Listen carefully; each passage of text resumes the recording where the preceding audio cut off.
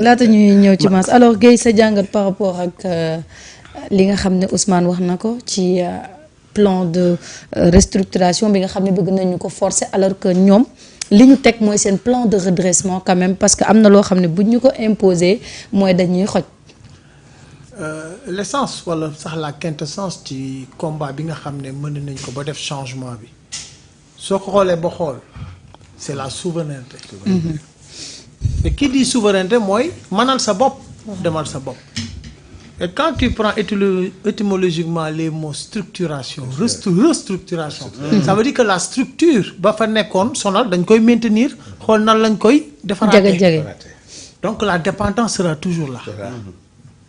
Alors quand on parle de redressement ça veut dire que on va redresser. Il y a une situation qui s'est présentée.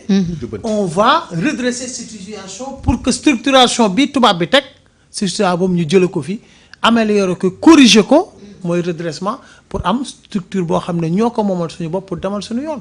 Tout à fait. Quand aujourd'hui un enfant def lu mu warul def da nga ko yóbbu redresser ko ci centre yi. pour que du nekkaat ci même situation bi mu nekkoon. mooy les centres de redressement yi ñuy wax. Absolument. C'est la même chose économiquement parlant. Aujourd'hui un plan de redressement bi nga xam ne teg nañ ko. loolu mooy que dans un avenir proche. tey jii dépendance ba ñu amoon ñu jéng ñu comme ni ñu ko waxee jéng boobu dafay deñ parce que dinañu mën a corriger. structure bi fi nekkoon depuis indépendance ba léegi ou avant même. et puis dina mën a à la longue corriger les impairs pour am suñu propre structure africaine ou sénégalaise. pour pouvoir être souverain et indépendant. tubaab bi loolu la comprendre. il a compris que aujourd'hui Sénégal mii na muy doxale ak na muy demee bu ñu continuer yaa defee déjà contagion buy am ci yenn dëkk yi. et lii bu continuer du def seen affaire.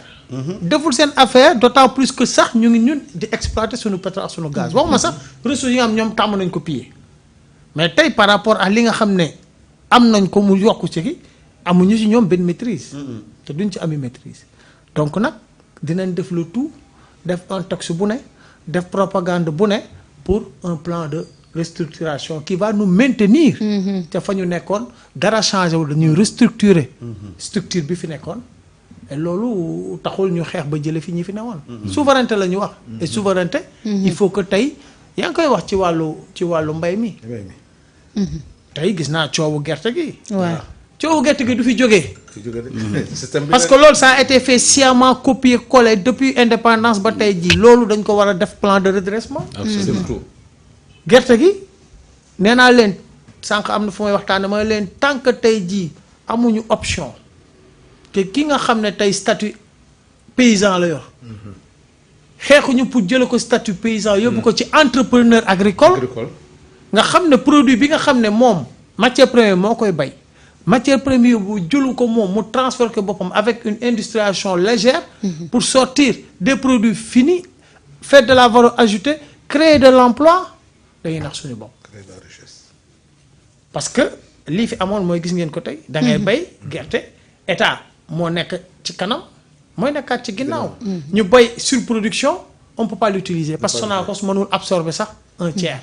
et problème bi nekk bay nañ suñu gerte mënuñu ci dara nangam pour ñu mën ci dara c'est très bien l'initiative des coopératives agricoles. Maintenant ces coopératives agricoles il faut les booster avec une industrialisation comme ça se passe en Europe. où aujourd'hui baykat bi tey jii. li muy def c'est programmé. au niveau de la coopérative. nga xam ne bu soxlaa moissonneuse batteuse c'est programmé bu soxlaa yëpp et cetera tey li muy liggéey li muy am aussi moo koy transformé génn ci diwlin. génn ci et cetera loolu bu ñu ko tegalee coopérative yi ça veut dire que tey. lu bari tey ñoo koy defal suñu bopp. ñoo koy créer suñu bopp ñoo koy consommer suñu bopp njëg gi dina wàññeeku et duñu soxlaati di jël lu bari bitim réew. oui loolu. tubaab bi comprendre loolu la parce que le fait que Ousmane wax ci loolu rek wax ni que ni ñun nekkuñu fi pour nangu lu ñu FMI tegal. parce que xam naa ni FMI am na lu mu bëgg en fait moo tax tey. mu tontu bi nga xam ne tontu na ko. bu fekkee ne dañuy nangu li ñu tubaab bi tegal. oui. mooy que tey xeex nañ. ay bakkan rod nañ. mais en réalité. dara changé wu fi. ce n'est rien du tout. aujourd'hui et ñii xeex ñëpp xamoon nañ ne après révolution bi révolte bi mooy kii bi mooy gën a métti. xamoon nañ ne lii mooy gën a métti li ñuy jëm si nii mooy gën a métti. et d'autant plus que c'est beaucoup plus compliqué vu la situation économique bi ñu fi fekk. donc lii xew xam nañ ko te day dina gën a métti benn moment mais pour après nag commencer nag di noyyi. tant que ñun li ñuy moom li ñu soxla si dund lijjantul ko suñu bopp di ko defar suñu bopp ci lu ëpp suñu balance commerciale. mën a équilibré pour l'instant toujours ce sera le même problème. Tout à fait. D'accord. C'est ça. ok Mass maa ngi lay nuyu. maa ngi lay fay Marita am plaisir comme chaque jeudi di fekk ko ci plateau bi ngir waxtaanee actualité parce que bu njëkk ba lii moo amoon penc mi dañ daan ñëw ci penc mi bu jafe-jafe amee toog waaw l'arbre à palabre di waxtaan ci la solution yi di jógee fu ne di nuyu mon frère Samba Ndiaye. maa ngi lay ziar ko. Samba Poulé. non kii.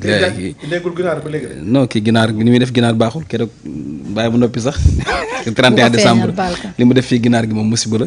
man tamit am naa fi vidéo ku doon emporté de dajale ñam bi yëpp yóbbu. mais doyen sanu moom bu waxee léegi ma yónnee ko régie parce que daa emporté yëpp yóbbaale. bu dee ginaar moom keroog mu daal moom mu yëre ko. moom dafa ñëw teg laxasaayam yóbbaale ko kii. tey fi mu ne nii vidéo yaa ngi c'est que moi je peux pas manger sans ma femme. yéen. ah non. waa voilà moi je peux pas manger sans ma femme. ay dóor la. voilà man mënuma lekk sans madame. ay dóor la dóor sax këmax la. di nuyu aussi mon frère Guèye l'original. moom yàgg nañu. ci combat yu bëri nag mu nekk koo xamante ne aussi. bi réew mu soxlaa dafa taxaw. waaw bokkoon ci am fu mu bokkoon. waaye ba mu gis ne ñooñu dañoo jël beneen yoon mu tracé yoonu boppam taxawal Sénégal moom Guèye l'original. te boobu léegi ci constance boobu ci la nekk ba léegi. kii moom kenn dootu ko wax. waaw moom moo nommé kii dof de l'année moom moo ko nommé. moo ko yàgg nommé moom Doyen Sadou mu nekk koo xamante ne borom xam-xam la tamit wax dëgg yàlla saa yu waxee ñu xam ne xam-xam lay wax lu am solo la. di nuyu ñëpp internautes yi di yaakaar ne waxtaan bi dina am solo loolu.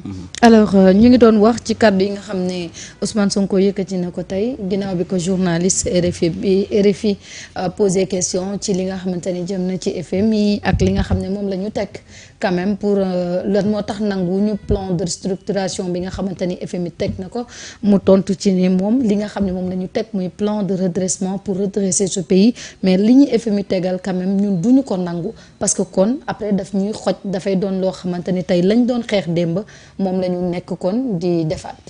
waaw xam nga Marita dafa am lu xew Sénégal mooy une révolution lan moo nekkoon l'objectif de cette révolution là mooy d'avoir une souveraineté économique et monétaire d'avoir une souveraineté alimentaire de réveiller en nous la dignité africaine waaye gis nga ces institutions de Bretton Woods là muy la Banque mondiale FMI ak yeneen amul benn dëkk boo xamante ne dañ ko développé amul benn dëkk boo xamante da ngay sukkandiku ci lebal ma te et puis il faut tey jii que qu'on enlève la voile là bi gars yi teg ci diggante bi doyen lebal ma boobu bu ñu lay lebal y a des conditions y a d'autres choses yoo xamante ni mi ngi ci leb boobu Banque mondiale wala FMI du ñu lebal ils veulent nous transformer en esclaves économiques xam nga ñun dafa am lu ñu woote